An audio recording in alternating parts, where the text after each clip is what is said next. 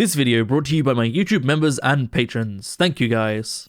How's it going, everybody, and welcome back to another subreddit video. Today we are going to be returning to r/menwritingwomen, a subreddit dedicated for male authors who they're not good at writing women. They really aren't. They don't know how to do it, and they need to stop or get better, or both. Last time I did a video on this subreddit, I got a 3-month warning on my channel, and I had to upload the video to my Patreon, which it's still up there, by the way, for free. You can still go find it. As of recording this, that warning expires tomorrow. I'm really hoping that if this video were to get a warning, it happens when it goes public, not when I put it on the channel scheduled. Either way, if it does happen again, you'll be able to find this video on Patreon with the old one for free, because this video was meant to be free. Hopefully, it doesn't happen again, because I want this warning gone. Every time I open my YouTube studio, I have a little warning in the top corner that's like, you read some bad things and therefore we're punishing you for it. Despite the fact that the whole point of the video was criticizing the things being written. But whatever, it doesn't matter. Today we're looking at that subreddit again, and we haven't got things that are quite as spicy, but we got things that are wild in other ways instead. Very quickly before we begin, I just wanted to mention the YouTube members and patrons, you guys get an extra video every single week for as low as £1 a month. That equates to about 25p per video. So if that is something that interests you, please do consider joining, as it really helps support the channel. And yeah, that's it. It just really helps support the channel, like, a lot. I normally say something else there, but I can't remember what it is, so I'm just gonna start the video. Ricky and Pat were watching him seriously. His son 12, his daughter 9. He told himself again that Ricky would be deep in the swamp of puberty, and his daughter would likely be developing breasts by the time they got back to Earth.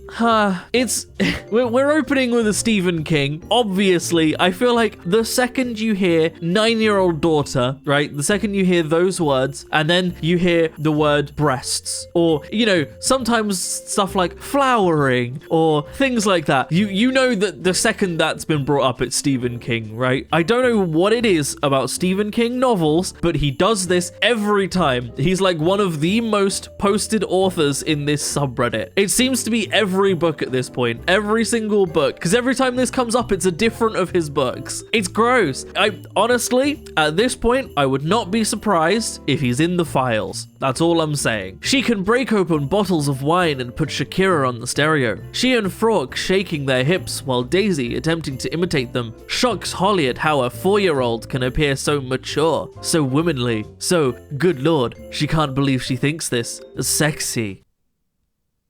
Huh? You fucking what? What did you just say? Excuse me?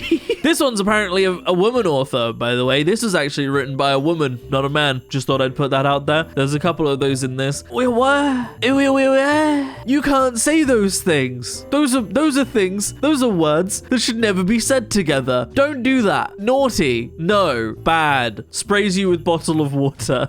Like, that's actually one of the worst things that I think I've read. It's worse than the Stephen King stuff, genuinely. We're free, I think, said Carla. We must tell the others. Hilda said, I'll tell them. She went down the basement stairs. Carla and Hannah-Law walked fearfully along the path that led from the laboratory entrance to the open gate. There they hesitated and looked at one another. Hannah-Law said, we're frightened of freedom. Behind them, a girlish voice said, Carla, don't go without me. It was Rebecca, running down the path, her breasts bouncing under her grubby blouse. So this one gets worse with context. Obviously, it's a terrible men writing women description, because of why was that a description that needed to be put in there at the end? But first of all, 13-year-old. It's a 13-year-old. Second of all, they've just been freed from a Nazi camp. That's the context here. That's what's happened in this book at this point, and that's what the author used to describe the situation. What is going on here? What? Huh? Who? What? That's not okay. That's not okay. You can't. No. Stop it. Sprays you with another bottle of water. Wait. What? Huh? So this one is, this is a classic. This is a classic for me, actually, because this takes me back to my childhood. Hey, you know, Sasuke seems to like girls with long hair, so I'm going to grow mine. Everyone says you're after Sasuke too. I guess that makes us rivals. So this is from Naruto, for those of you that don't know, written by Masashi Kishimoto. And Kishimoto is just notoriously bad at writing women. Like, throughout the entire Naruto series, all of the women he writes are bad, right? They're just not written well. And there's hundreds of episodes of Naruto now. And basically all of the women just serve to simp over a male character who's not interested in them, right? So Sakura and Ino like Sasuke, who isn't interested in either of them. Naruto likes Sakura, who isn't interested in him. Hinata likes Naruto, who isn't interested in her. Now, by the end of all of it, Sakura ends up with Sasuke and Hinata ends up with Naruto. But it's just not written well. They're not written well. They're not... He doesn't make an effort to improve. I think he's even admitted that he can't write women and just doesn't know how to, and so just doesn't really bother to actually write them, which, like, at least he admits it. But there's a reason that in Shonen Jump comics, especially comics like Naruto, you know, manga like Naruto, people always ship the male characters and always think that the male characters are a bit homoerotic, and it's because they are always written with insanely in-depth relationships and complex things going on with each other, and the women have nothing going on in these manga, right? And that's why people always ship the dudes, because there's way more written between them. With every step she took towards the bed, fine muscles fluttering low in her belly. Gods, her breasts felt so heavy. She'd never been more aware of them in her life, any of her lives. Falling in love with a hot-ass demon who fucked, well, like a demon. Followed by more than 2 months of celibacy, had her feeling like a woman in a shitty romance novel written by a man who thought breasts were their own characters. So this one was written by a woman again, but I just don't think it's very well written. I personally. Second of all, what is it at the moment with all of this fucking like meta? It's not quite a fourth wall break, but like it's meta, right? You know, oh, she thought she was in a romance novel. She literally is in a romance novel, but you haven't broken the fourth wall to wink at the audience with it. You've gone, no, but that can't be true. But it is true. So it's like this weird meta, post-meta irony bullshit that's not how people think, but it doesn't make sense because she is in a stupid romance. It might not be written by a man, but she is in a shitty romance. Like, can we not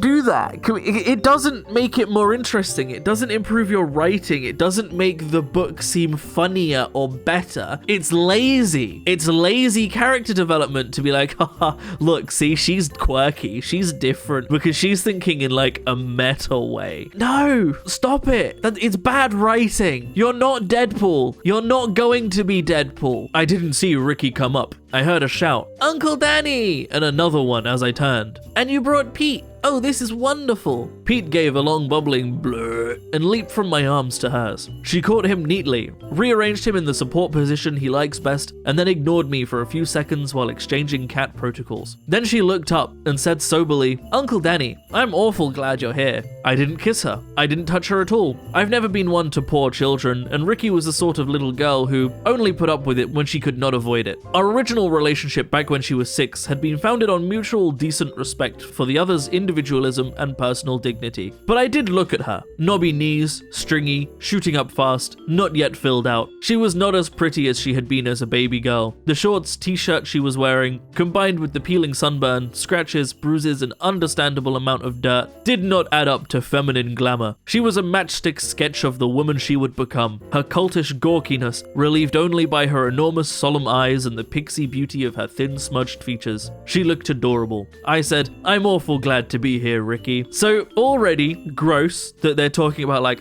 she was just a sketch of the woman she would become. She's not yet beautiful, but she will be, blah, blah, blah. Talking about a child, right? There's extra context for this one that OP added that I felt was worth putting in. So this is called The Door into Summon by Robert Heinlein. The central romance in this novel is cryo-sleep and time travel-enabled grooming, resulting in queasy passages as the one below, somehow not even in the top 5 most problematic Heinlein plots. So basically, the girl is 11, but the narrator also knows her in the middle age thanks to cryosleep, when he travels back in time and uses her to help fix some financial issues he was having by giving her stock and stuff. She makes him promise to marry her when he gets out of cryo the second time, so he does, and marries her when she's 21, and as he explains the whole thing to her, she goes, "Aren't you glad you waited for me to grow up?" Also, she was apparently based on Heinlein's wife. My brain did a lot of screaming as I researched this. There's no part of this story that gets any better situation. Again, somehow less problematic than Heinlein's other stuff. What was with that guy? Ew. So, being described here as an 11-year-old girl, first of all of the descriptions, just remember, 11-year-old girl. Second of all, she calls him uncle, right? I don't know if he's actually her uncle or if he's just a family friend and they call him uncle, because that's happened in my family before. Either way, they call him uncle. So this is a love story between her uncle, who knew her since she was a child, and then basically waited for her to grow up so that he could marry her. This is some Elon Musk's dad level gross shit happening right here. Not a fan of that at all. That's a big yikes from me. Rosa was at the top of the ramp, eyes blind with terror. Modesty eased down behind Rodolfo's body and turned her head as the girl went past. Jimson was standing at the back of the plateau, hand to his head as if dazed with bewilderment. The girls were huddled together, crouching or kneeling. With a wail of relief, Rosa ran to them, and they received her among them with cries of pity and comfort, not untinged by an element of awed fascination at the manner of her recent debut into the ranks of the deflowered. Ew. She said, "Have you got a cigarette?" Willie took out a packet and gave her one, and lit it for that. Then surveyed the battlefield again with a frown of professional disapproval. "They were better at..." he said. "What about that girl? I saw 4 of them, Ava, before we started shooting." Modesty looked towards the ramp. Rosa, swathed in the blanket, was on her feet now, standing up straight, gazing at the scene with interest. Just as well it had been Rosa. She was a sturdy peasant type, with nerves like sizzle. In a little while, she might even begin to relish the cachet of having been by gorillas. So this book has just described a scene of a certain nature, and it was like, but at least it happened to her. She's got nerves of a peasant and a sizzle, whatever the fuck that means. So at least it happened to her and not someone else, because she can handle it. What the fuck? What? I don't like anything. I don't like anything anymore. That's it. Life ruined. My whole life has been ruined. I don't like anything anymore. Suddenly, she remembered reading somewhere that motherly women with large breasts were often attracted to clumsy, untidy men, and she became conscious of her own breasts straining in their harness under her blouse. What? That's not a thing. That's not a thing anybody has ever said or would ever say in any way, in any aspect. But you know what this makes me think of? This makes me think of every Adam Sandler movie. And also like every movie about a shitty washed up comedian who's not very funny, who's really awkward and goofy and not very attractive and also just not very charismatic, that somehow in every single one of their movies lands the hot woman, right? And it's usually because they're the person writing the movie. In Adam Sandler's case, it's because he writes the movie, right? This is what that reminds me of. It's that like power fantasy, but behind a not very charismatic, not very attractive, goofy guy who doesn't put much work into anything, that's like, but it's okay. She has big breasts and therefore she's attracted to me, which is not how that works. It's such lazy, bad writing. It's not good. It's not good at all. Get some help. Oh God.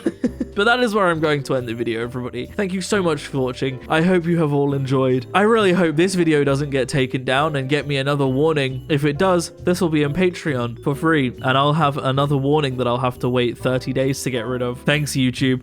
Don't read any of these books. That's it. Don't read any of these books. If you would like to support me in making more content like this, then I have a Patreon in the description down below, or equally, you can click on that join button on the channel to support me. It helps a lot more than you might realize, but by no means should you feel like you have to. I'm going to keep making content regardless. But a huge, massive special thank you to all of the wonderful YouTube members and patrons that do support me. All of your names are up on screen right now. It genuinely helps so much. And it genuinely means so much. So thank you to everybody that does. Other than that, thank you so much for watching, everybody. I hope you have enjoyed. And as always, I will see you in the next video. Peace out.